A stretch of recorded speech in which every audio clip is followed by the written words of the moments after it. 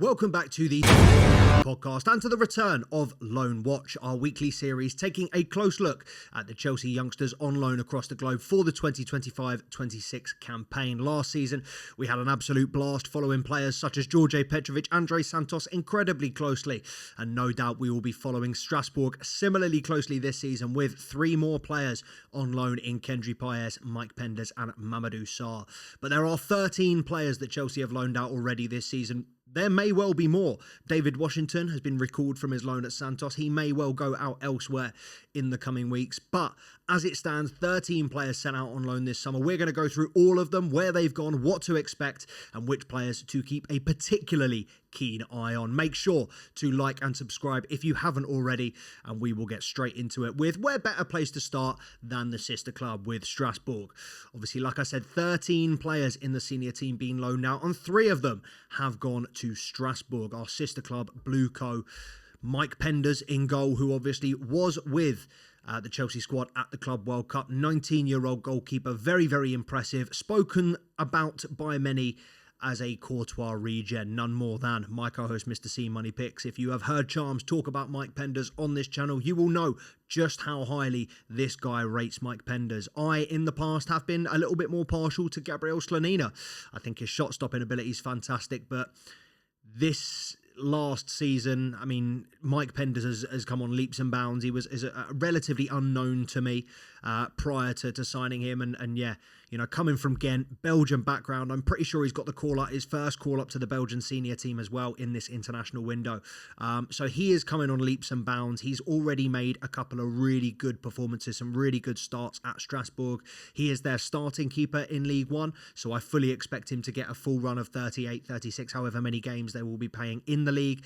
And then also European competitions. We've seen him play in the Conference League qualifying against Brøndby, on which Strasbourg managed to come out on top over 2 legs. So they will be playing European football this year, and it will be a great opportunity for us and Chelsea fans in general to get a much better look at Mike Penders, because, as I said, he will be in League One in a top league, but also he will be playing midweek. He will be playing in European football, and I think the general consensus that Chelsea fans have is the main reason we haven't gone into the market to buy a goalkeeper this summer is because the hierarchy, is because the management has faith in Mike Penders for next season. I think they have decided that Sanchez can do a job, can tie us over to next year, and Mike Penders, fingers crossed, will be ready to rock and roll when he comes back into the fold next season.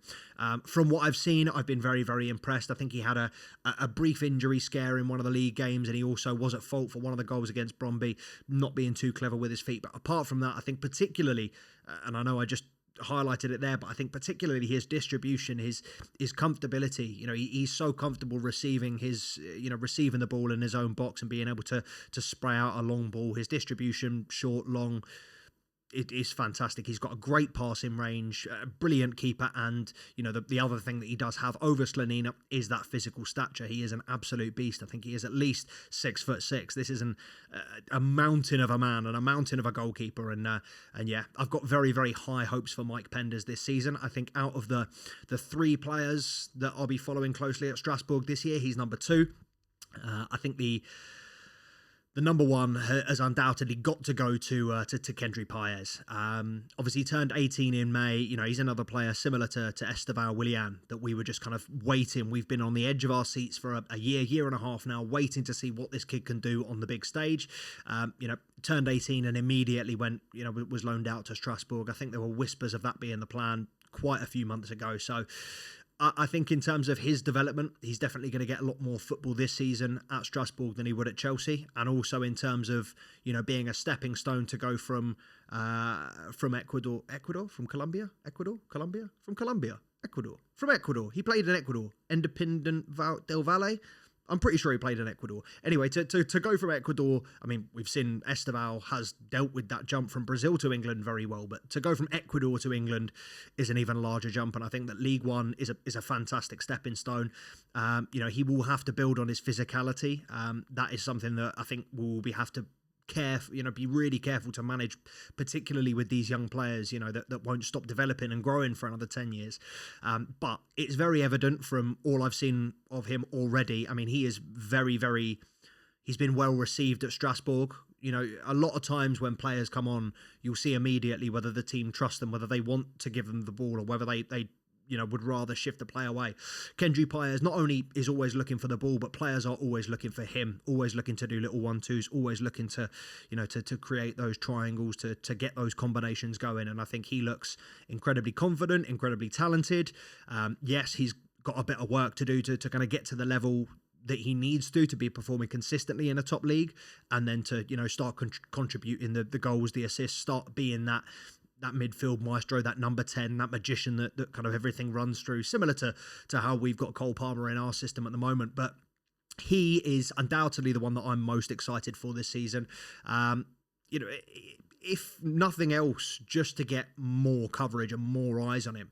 I saw a lot of clips and comps and highlights from him, but they were very few and far in between. It wasn't, watching a player for 90 minutes, seeing how they move, seeing how they fit in with the rest of the team, what their work rate is like off the ball.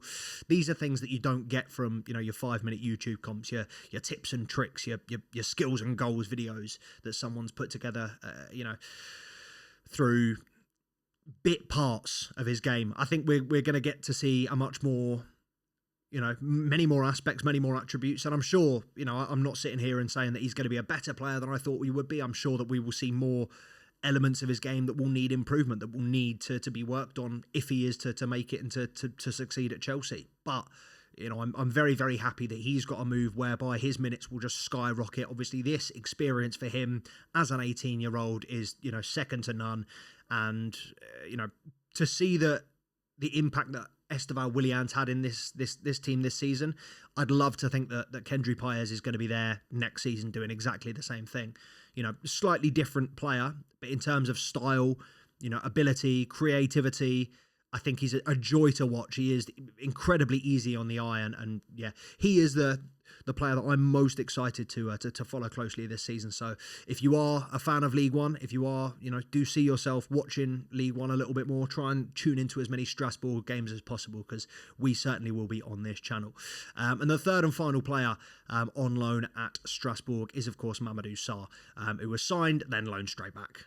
I'll be honest, I don't know very much about Mamadou Sarr. I think we've got a bad record. We've got a bad rep sheet with French centre-backs in the last couple of years. You look at players like Wes Fofana, Badiashile, Axel Disasi. Wes Fofana's arguably the only one that's still in the long-term plans. I mean, I know that Enzo Maresca says that he still has plans for Badiashile and he is coming back from injury, but you get the gut feeling that he didn't trust him last season. He won't trust him next. And Disasi has been all but frozen out of the squad. I think I saw something today saying he might be, he's happy to be called on if needed, but he is in exile. He's been, sent away and training on his own. So I'm not sure whether this is just kind of going off that, that there was that run of French signings and now we've kind of pivoted into a South American situation. I'm not sure if Mamadou Sarr was leftovers of that, or remnants of that previous strategy. I'm not sure if it's going to be another Matisse Amugu signing whereby we bring him in, loan him out, and it's more for Strasbourg and just to balance the books. I don't know. It's not a player I've seen much of in the past, a few times at Strasbourg, and, that his game will need to develop a lot this season. And fingers crossed he will, be kind of, his place is cemented in that back four, because, we need him to get as many minutes as possible. But it does seem kind of interesting for me because, if I'm Liam Rosenior, no matter how good Sarr is, I'm prioritising other players. I'm not prioritising the lone players. And they have a very good, young, talented group of players at the moment. So, yeah, Strasbourg in general is one that I am very, very interested to keep an eye on.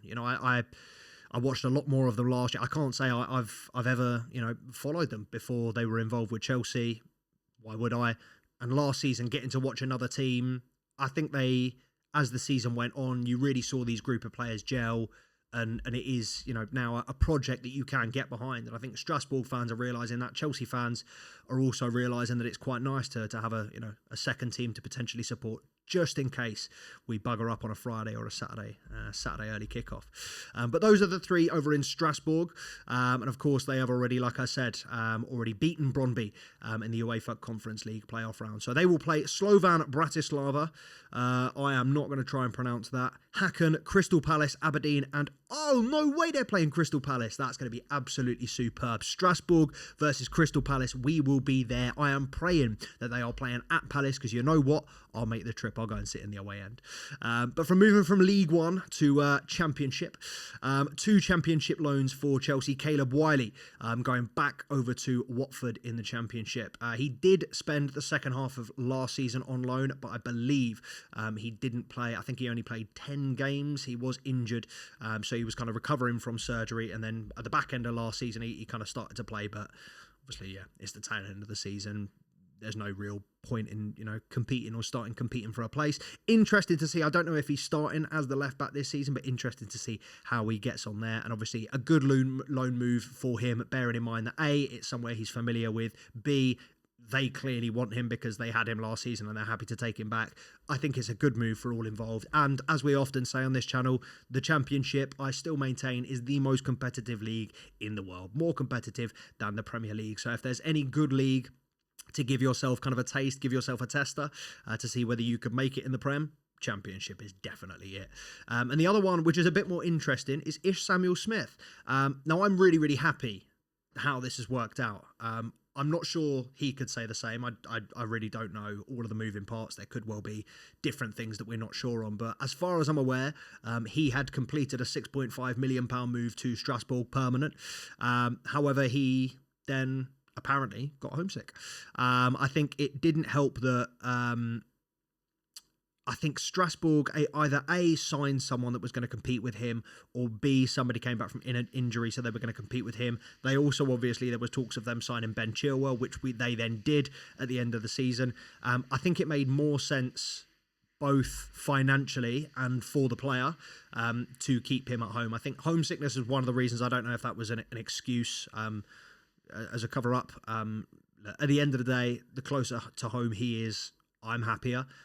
Because personally, he is one player that I really, really thought had the potential to go on and break through into the first team this season. I hope he manages to stay at Swansea all year, and it is a positive loan there. But yeah, Ish Samuel Smith. I mean, prior to signing Joro Hato, he was my number one candidate for backup, who should play backup to Cucurella. But moving down into League One, and Leo Castledine, another fan favourite of mine, had a very solid year last year on loan at Shrewsbury, and it's been a very, very solid start to life at Huddersfield Town. He scored some fantastic goals already. He scored an absolutely unbelievable rocket the other day. I think it was in the Carabao Cup, but phenomenal. It was... when I talk about technique, I'll have to put a video of this up. The technique to catch this, videos don't even do it justice. You hit shots that sweet once in a lifetime, not once in a career, once in a lifetime. And yeah, Leo Castledine. I think that my favourite clip I've seen of Leo Castledine as well from Huddersfield was a tracking back, a passage of play where he tracked back, and I think the guy was 1-on-1 from the halfway line, and Leo Castledine chased him the whole way and got the tackle in, last man tackle. He's a player that I really, really like. The only thing that I'm kind of thinking about Castledine is there are now other players that are kind of moving through these Chelsea ranks. Reggie Walsh, Keanu Dyer, who's just signed a new contract, Sam Raksaki. Obviously, there's quite a few talented centre midfielders who are looking to kind of make that step up now. So I do think with Castledine, it's one of those where he is kind of at a make or break point where he will need to go out and have a statement season to be recalled and reintegrated into the first team.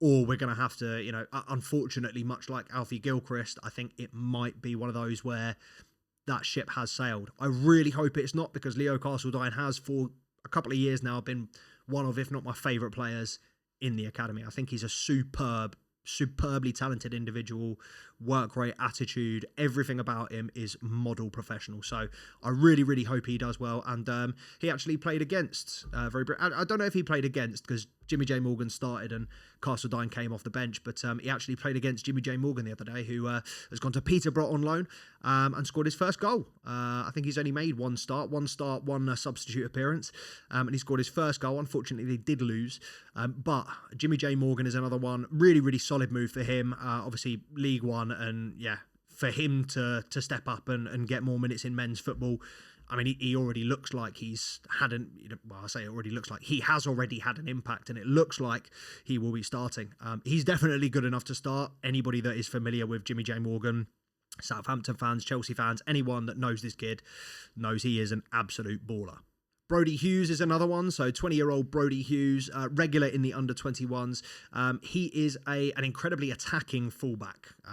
He is, I don't know what Chelsea have put in the water. I don't know why Chelsea do this to their right-backs, but we just have marauding right-backs at every single level. We have fullbacks that are able to deliver a cross on a sixpence. They can put a ball on a dime, honestly. Tino Livramento, Reece James, Lewis Hall at the other side, Brody Hughes, Richard Elise, Genesis Antwi. I mean, we've got such talented fullbacks at this club.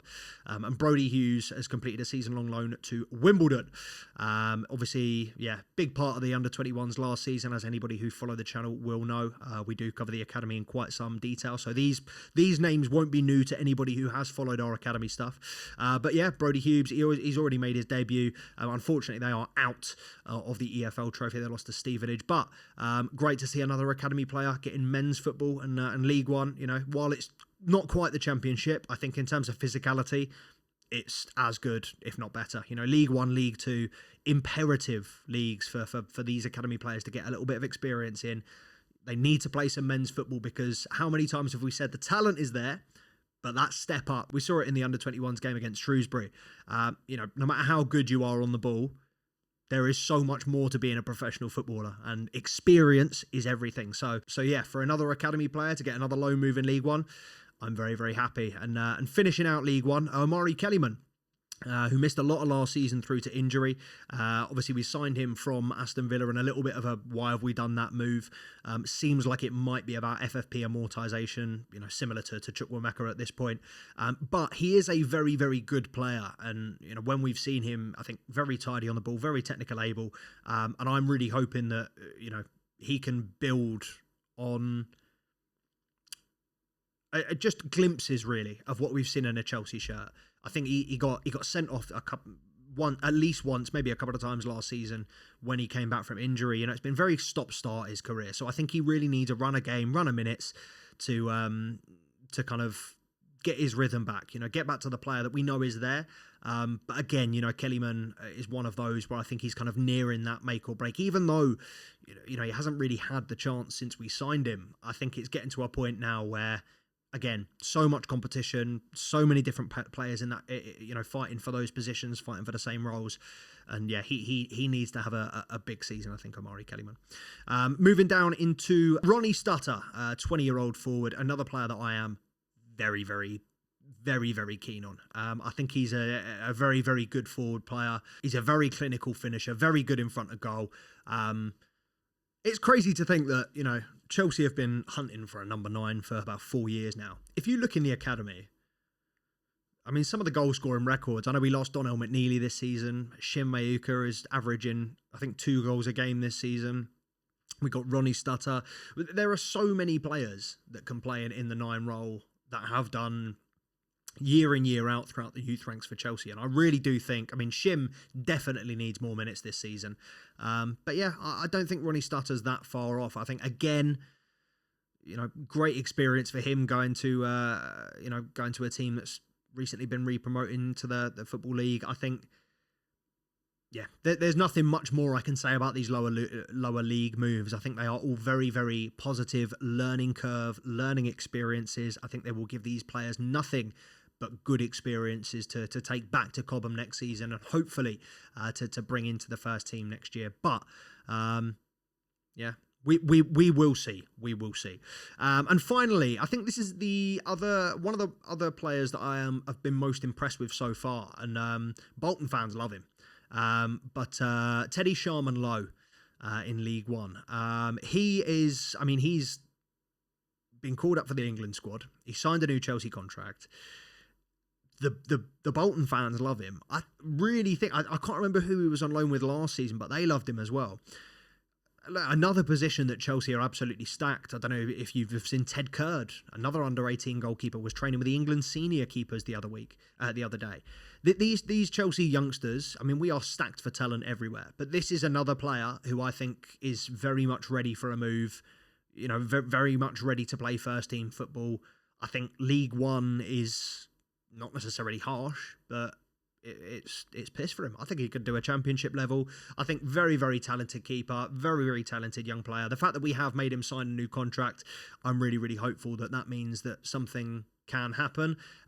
Keepers, though, is a little bit of a difficult one because, like I said, I feel like the eggs are in Mike Pender's basket. Keeper is a particularly competitive spot. Chelsea have about 7-8 keepers that I could all talk about at length. But unfortunately, there's only ever one position to fight for. So, 2 at the max.